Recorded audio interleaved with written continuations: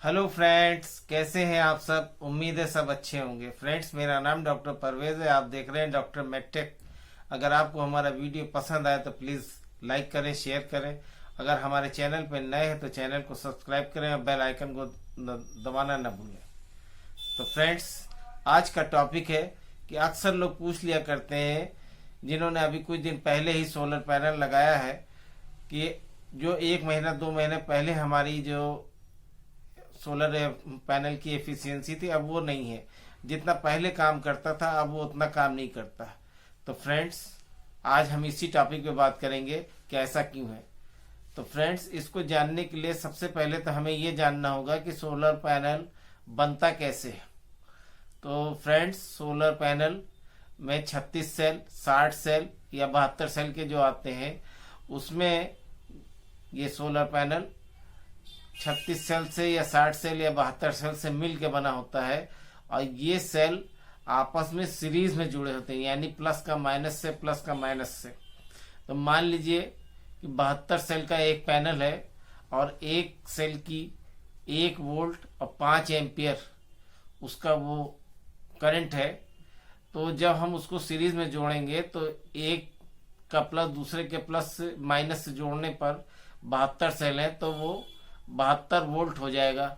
और एम्पियर जो कांस्टेंट रहती है तो वो 5 एम्पियर ही टोटल बताएगा, यानी कि 72 वोल्ट 5 एम्पियर का वो करंट निकालेगा। तो फ्रेंड्स, इस तरीके से सोलर पैनल स्टार्ट किए जाते हैं। जबकि अगर पैरेलल में होता है तो पैरेलल में वोल्ट सेम रहता है मगर एम्पियर जो है बढ़ जाता है, यानी कि वोल्ट एक होगा और एम्पियर जो है उसके, अगर दो पैनल आपस में लगाए गए हैं तो एम्पियर 10 हो जाएंगे और वोल्ट जो है एक ही रहेगा। मगर सीरीज में क्या होता है, वोल्ट जुड़ते जाते हैं और एम्पियर सेम होता है। यानी 1 वोल्ट की जो सेल थी तो 72 सेल को आपस में जोड़ा गया तो 72 वोल्ट हो गया। और एम्पियर जो 5 एम्पियर का एक सेल था तो वो एम्पियर सेम रहेगा। जब हम अपने छत पे सोलर पैनल लगा लेते हैं तो उसमें हम ये देखना भूल जाते हैं कि सोलर पैनल तो अब लग गया है और उसके बाद हमने उसका केयर करना बंद कर दिया। उस पे जो है धूल धीरे धीरे जमने लगती है और आपने अक्सर पैनल पे देखा होगा कि पत्तियां आके गिर जाती हैं हवा से, या बगल में कहीं कंस्ट्रक्शन चल रहा उसकी सीमेंट आ करके उसके ऊपर जो गिर गई, या कोई एक परमानेंट कोई पेड़ है या कोई ऐसी चीज है जो उसके ऊपर एक सेल के ऊपर परमानेंट साया बनाए हुए है। या ये भी आप समझ लेंगे जैसे कोई चिड़िया है उस पर उसने बीट कर दिया किसी एक सेल पे। तो होता ये है फ्रेंड्स कि सेल तो उसी तरह काम कर रही है। वो जैसे 22वें सेल पर आकर के किसी चिड़िया ने बीट कर दिया तो सेल का जो है करंट ऊपर सीरीज के उसमें जो है फॉर्म में वो चल रहा है, यानी कि उसने वो 1 वोल्ट के हिसाब से वो 22 वोल्ट तक आया तो 22 वोल्ट वो चल रहा है, 5 एम्पियर भी चल रहा है।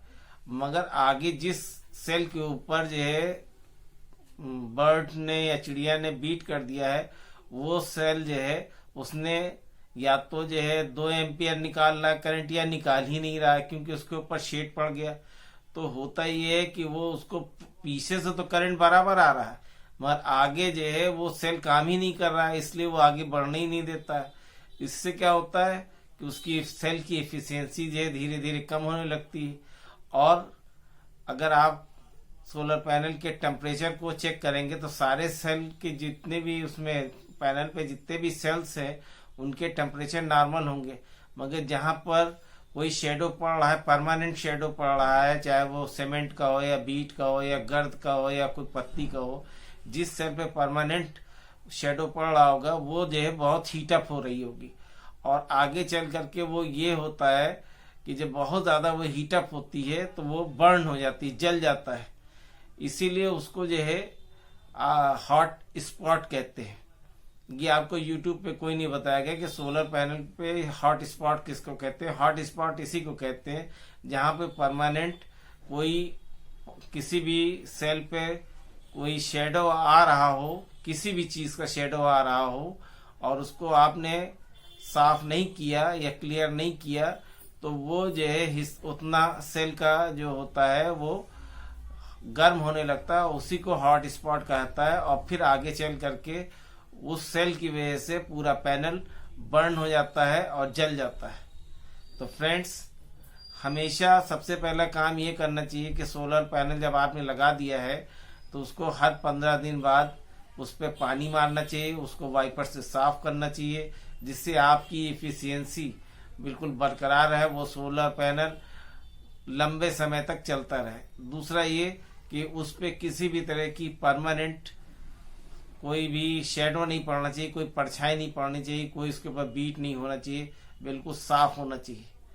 उम्मीद है कि आपको हमारी ये बात पसंद आई होगी, क्योंकि ये बात आपको यूट्यूब पर कोई नहीं बताएगा और आप यही समझते रहेंगे कि हमारा सोलर पैनल पहले जैसा अब काम नहीं कर रहा है।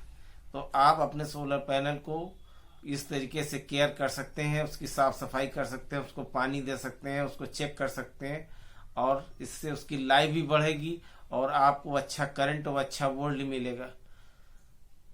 तो फ्रेंड्स, अगर आपको हमारा वीडियो पसंद आया तो प्लीज़ लाइक करें, चैनल पर नए हो तो चैनल को सब्सक्राइब करें, बेल आइकन दबाना न भूलें। Thank you.